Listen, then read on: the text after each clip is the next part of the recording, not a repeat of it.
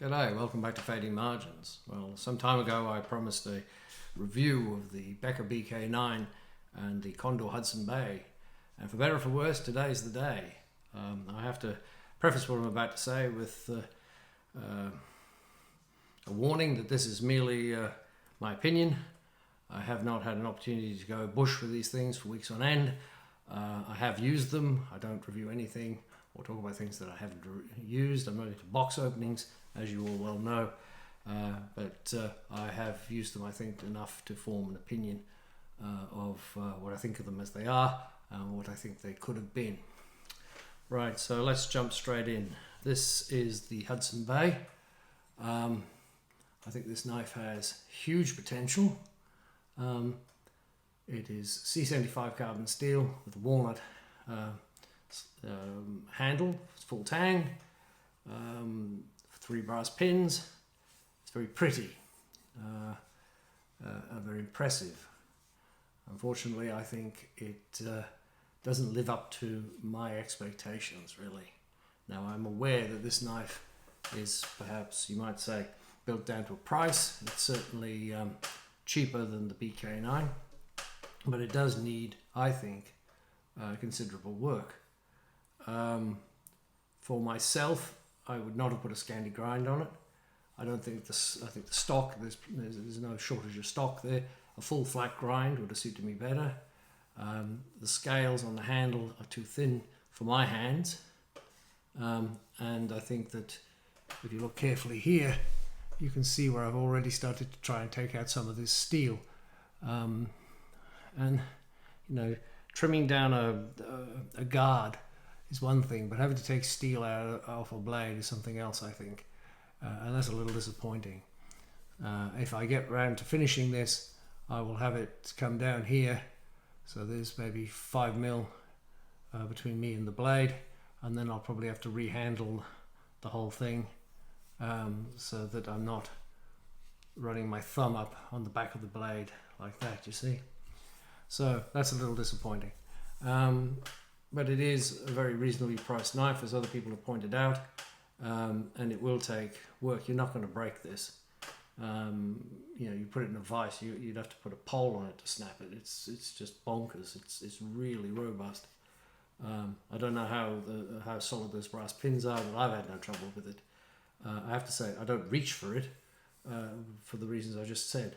The other thing that really bothered me about this knife is this texturing, this sort of stippling that they've rolled it or something. I don't know what they've done to it. I think it's meant to look like it's been hand forged. Would it, you know? Now I have Grandfather's Brooks axes which are forged, and they do not have this pattern on them. They may have the odd mark, hammer mark, but they don't have this pattern on them. This pattern reminds me of steel that's been in salt water. If you hang around boats and ships and shipyards, you'll see lots of this sort of pocking. And I don't know what it's for. If it's not, it has no purpose, then it must be decorative. And if it's decorative, I don't know why you bother, because it's not going to lend itself very well to cutting. It's just going to hang, stuff's going to hang up on it. But, you know, if you don't mind that, that's fine. It's got a nice square edge on the back. I don't know. Yeah, I suppose you could scrape with that if you wanted to, if that was your thing. But you're not going to break it. It's very heavy. I find, well, it's a big knife. I find it feels nose heavy. There's something about the balance of this knife. You can see where my hand is now. There, the balance is good. When I'm on the handle, the balance is too far out in front. It's way too far out in front. So I think for the price, if you're willing to put in the work, if you have access to a grinder, and you can take all this out and do all the bits and pieces that you might want to do with it, go for broke. You know, it's not a bad knife. It just has certain things that I would want done differently, and I didn't realize when I bought it how much those things would really bug me. Let's move on to the Becker then. So this is the KaBar BK9. So you're getting an extra inch, nearly an inch on the front. It's a very long, straight bowie design. You've got a swedging at the front here, which I understand from watching an Ethan Becker video in a previous incarnation that they used to sharpen this up and use it for pig sticking apparently. It's got a ramp here. Not enamored of it, but I can see the purpose of it, especially since using my my Coyote Alaska. I'm less judgmental about things like ramps, so I can see the point of that. The handle, this is not the original handle. The original handle is some sort of injected plastic or something. It is very comfortable, but it's not as nice as the Makata. So you're paying more for this knife with a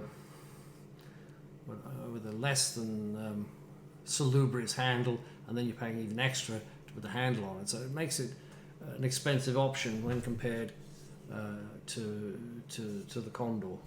And by the time you're finished, you could probably buy 2 Condors for one of these finished, if you see what I'm saying.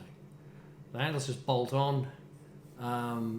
The grind is it's a saber grind. It's an excellent saber grind. I love the grind on this knife. It came exceedingly sharp out of the box. I injured myself with it. And that grind, it reminds me of my Falca from Otter, which is also a saber grind on a big chunk of steel.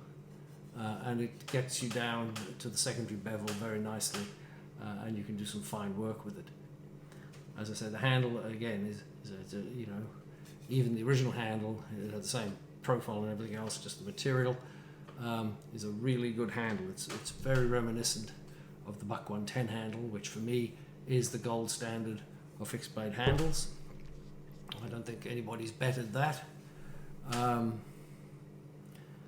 downside of this knife, apart from the fact that you're probably going to want to change the handles, which is no big operation because they're just bolted in. You just got set screws, 4 set screws, and 4 recessed nuts.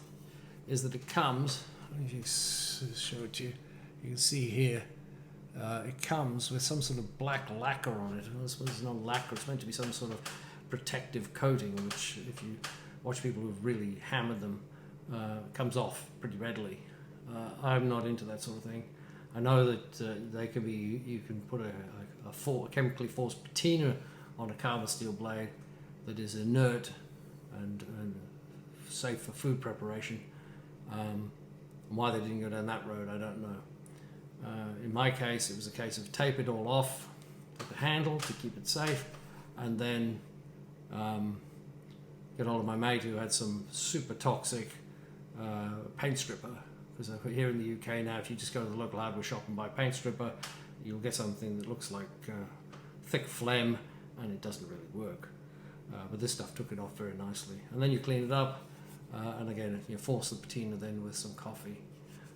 And I haven't any real trouble with rusting, because you just give it a coat of oil, and just keep running your fingers over it lovingly, and it stays. So I really like this, and as opposed to the Condor, this thing has beautiful balance.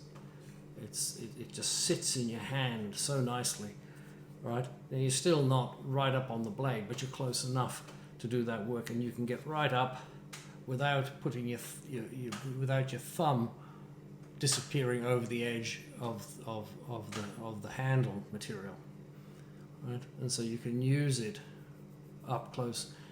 And it doesn't feel like the nose is heavy. You can slide back and still feel safe to use it.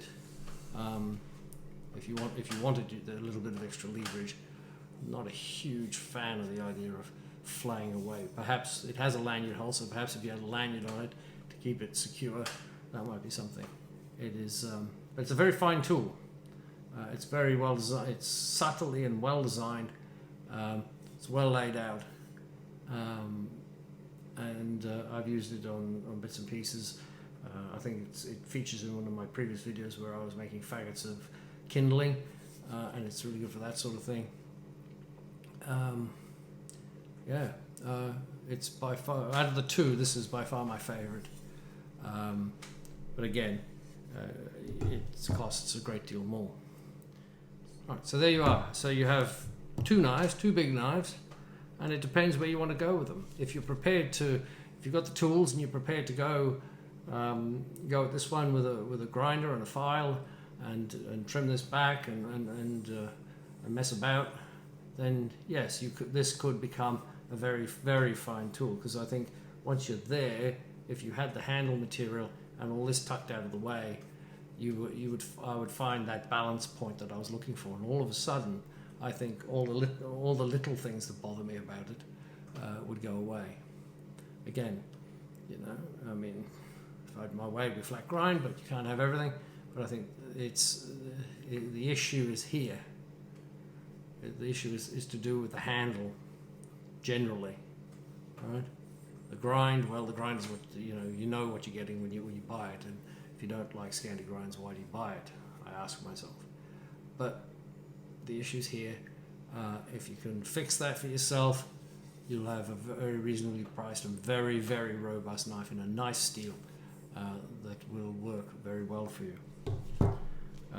If you want something with a little more sophistication, something that's more readily out of the box, then certainly the BK9 is the tool for you.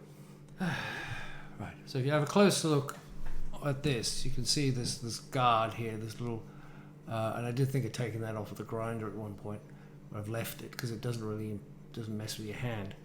But what I might do with it is I might dress it a little bit, because I'll tell you why. Because this is the BK16, and you can see it has the same sort of guard.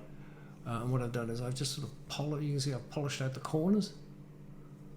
So you've got a nice, smooth, rounded edge there, so it's not going to give you hot spots or dig in. I don't think this one will dig in, simply because the handle is so roomy that you never get up against it. But it's, to me, that sort of attention to detail would have been nice. Right, well, there you are, guys. For what it's worth, the BK9 and the Condor Hudson Bay. Quite different, as it turns out, in the end. Different knives, both with their virtues and their faults, in different areas. One more easily fixed if you're willing to spend the money. The other requires more actual input from you to get it perhaps where you want it. In the meantime, this is Steve from Fatty Margins. I wish you all health, happiness, and every blessing. I'm signing out for now. Bye-bye.